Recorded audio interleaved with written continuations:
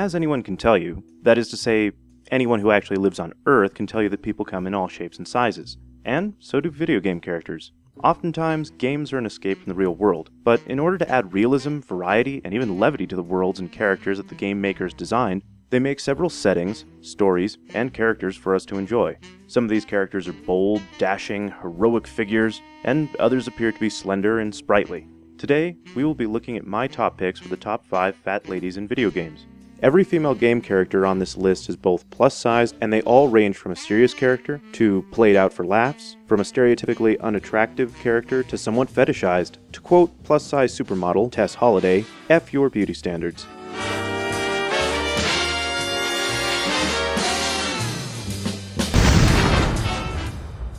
My number 5 may be a controversial choice at best, because of the nature of the main game that she's in, but the argument of either sounding like a total pig, or else not adding the first real link to a fat woman in video games went nowhere. So for fun gameplay, good character variety, and a topsy-turvy fantasy story, the number 5 slot goes to the princesses from Fat Princess.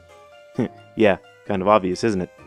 As the story goes, these two rival princesses were walking through the forest and they discovered magical cake growing everywhere. So they both started snacking on it and got addicted to it. Both of them were dragged back home and continually fed the cake until they were fit to explode.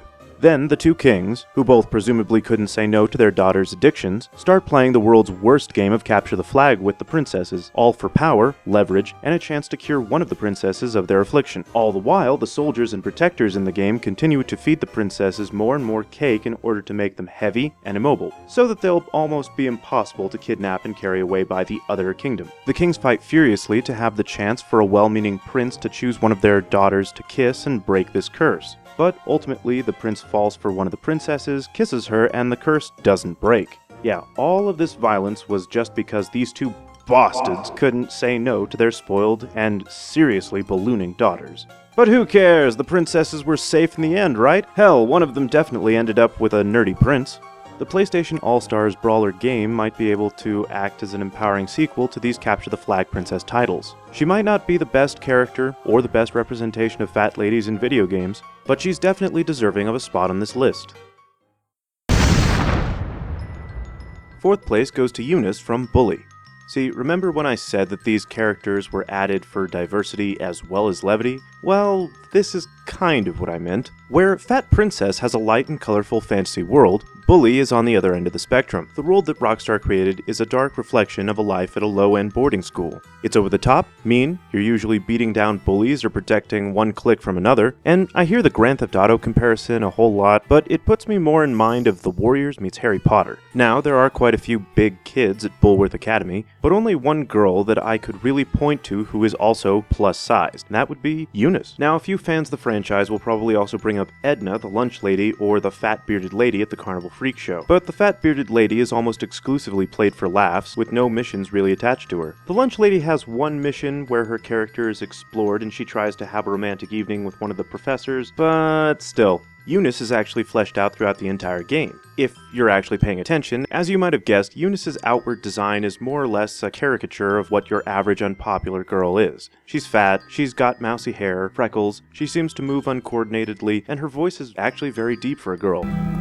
I'll remember this forever! Even the jock/cheerleader character in the game has a higher-pitched voice than Eunice, and unfortunately, that's usually all anyone knows. Should you choose to pay more attention to her, you'll start to find a more heartfelt side of Eunice. For one thing, she's looking for a boyfriend and seems to have a life outside of Jimmy. On one of the missions where you get paid to help Algie, Eunice and a short male character called Pedro come running out of a bathroom stall where they were both hiding. I remember when I first played the mission, my first thought was, "Damn bitch, get back here!" Anyway, that's why I always tried to shove Pedro in a trash can whenever I got the chance. Not to mention, she'll always be able to flirt with you, even when what you're wearing is something that is totally ridiculous. Where everyone else will point and laugh, Eunice will usually be open to a conversation. She's animated to be a bit clumsy and designed to be traditionally unattractive, but she actually strikes me as more of a tragic heroine, just looking for attention. This wasn't just any old simulated dating in a sandbox, where I could just move on and get some sad words from a lamely written anime chick in a cutscene. This simulation that was programmed to look past all my crap racked me in the balls for kissing another girl. After I saw her running out of a bathroom stall that she was sharing with Pedro, bitch, it is on! My third place slot goes to another tough girl who, besides being a lot less tragic, can handle herself against the elements, murderers, and bandits. It's Ellie from Borderlands 2. Born to one of the men of the Hodunk clan and Mad Moxie, she was taken from the Hodunk clan when her mother, Moxie, was told that if she didn't assassinate one of their rivals, then Ellie was going to become the new clan wife. Ellie became estranged from her mother when Moxie tried to get her to slim down. And so Ellie moved away, continued to grow outside of her mother's control, in all senses of the word, and she took up work as a mechanic out in the Dust Bowl. When you first meet her, she's murdering a bandit by locking him in a car and putting that vehicle into her own industrial compactor. You don't want to fuck with this buxom fat lady, because when she sings, she's tap dancing on your shallow grave. According to her comic book style introduction card, she enjoys cuddling as well as murder. On one hand, she will exchange some light flirting with the main protagonist, but on the other, her three main mission paths do include making a bandit vehicle in order to get past some outlaw security, vandalism and murder in order to start a gang war, and getting back a handful of statues that were modeled after her by her enemies as an attempt to mock her. And a moment ago when I called her a buxom fat lady, I really wasn't joking. Not only does she have the biggest feminine chest in a AAA video game that I have ever seen, but apparently they had to write several lines of programming just to get the breast physics and animation right for Ellie's massive figure and estimated weight. I know that there are probably hundreds of videos out there of the top 10 or the top 20 digital boobs in a game, but a real marvel of ingenuity and art meets mechanics is this genuine badass lady from Borderlands 2. She would have a higher place on this list, but frankly, that's all of her character and current story that I could find. Functionally, she's nothing more than an NPC that hands out missions, should you choose to meet her and take on her tasks. She doesn't go on any missions with the players or become better acquainted with the protagonist, and your interactions with her are limited to meeting in person and a voice in your ear every so often. When it comes right down to it, she's functionally just a bigger and better and more characterized version of Arya from I, Ninja. Arya being another large female character who hands out challenge missions in the game, who you do meet, briefly or not, on your path through the story. That was awesome. Second place goes to the protagonist from the game, Jotun. Say it with me now, Jotun.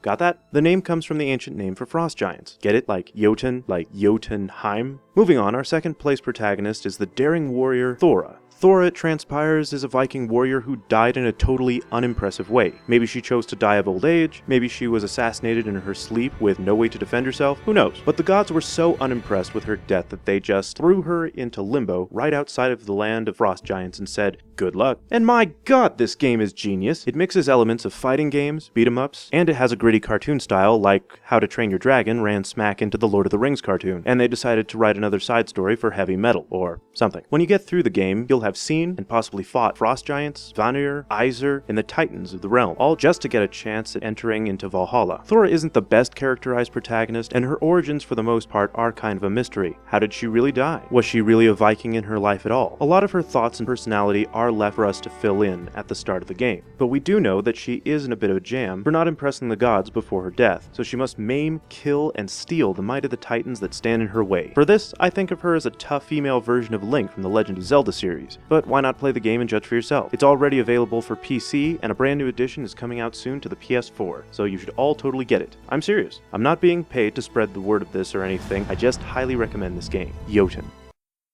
And now for some honorable mentions. Yeah, there are more ladies in games than what I just have in my top 5. I couldn't think of any others that really had a strong presence or a lasting impact, or a fat feminine character who wasn't just a blatant stereotype in a game. So here are some noteworthy characters I found, just not my highest choices.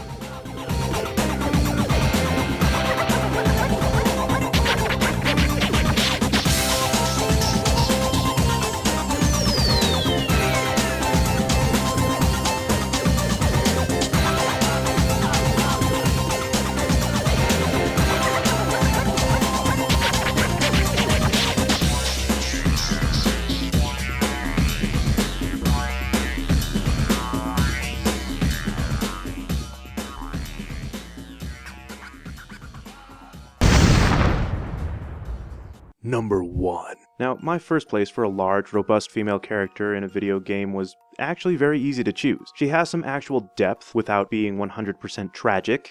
She has some actual humor without feeling like stock or parody. She has many minute flaws that make her more unique, and not just any character that we can define.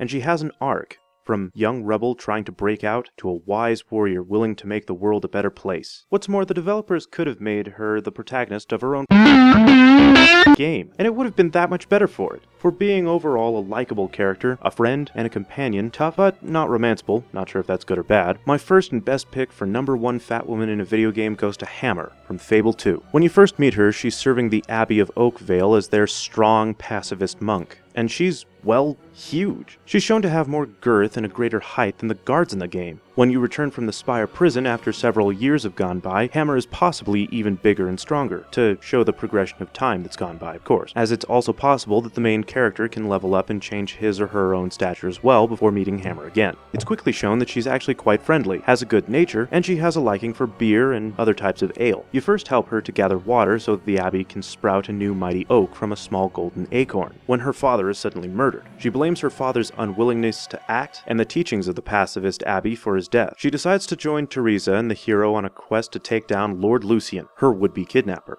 And then, she's held back in the game. For most of Fable 2, she acts on her tough but well-meaning nature, and this gets her into some trouble, because apparently she doesn't have the intelligence, or more likely the right to main character status. She's often held back from much of the main quest, either by Teresa or by arbitrary, unconvincing plot-related means. She comes back into the game in order to help the character a bit, and she's there for the ending, but the rest of the time, she's mostly on her own, trying to make her own adventures, and she acts as the main ally for Teresa when the main character goes to rescue Garth from Lucian. When the end game comes, if the character is good enough, then Hammer will lament that they didn't get closer. And of course, if the main protagonist of Fable 2 chooses to do evil deeds, then she lectures you for letting her down and becoming more like the evil character, Reaver. Strong and impractical she may be, but immoral she is not. After the game is done, she wishes to go up north to become a different type of warrior monk. To quote Hammer, "I was so sick of avoiding violence. Now, I'm sick of causing it." And that's why the number 1 spot goes to Hammer. And that's all for my take on fat women in games. Be sure to like, subscribe, and send feedback my way if you want. Until the next video, I'll be here, waiting.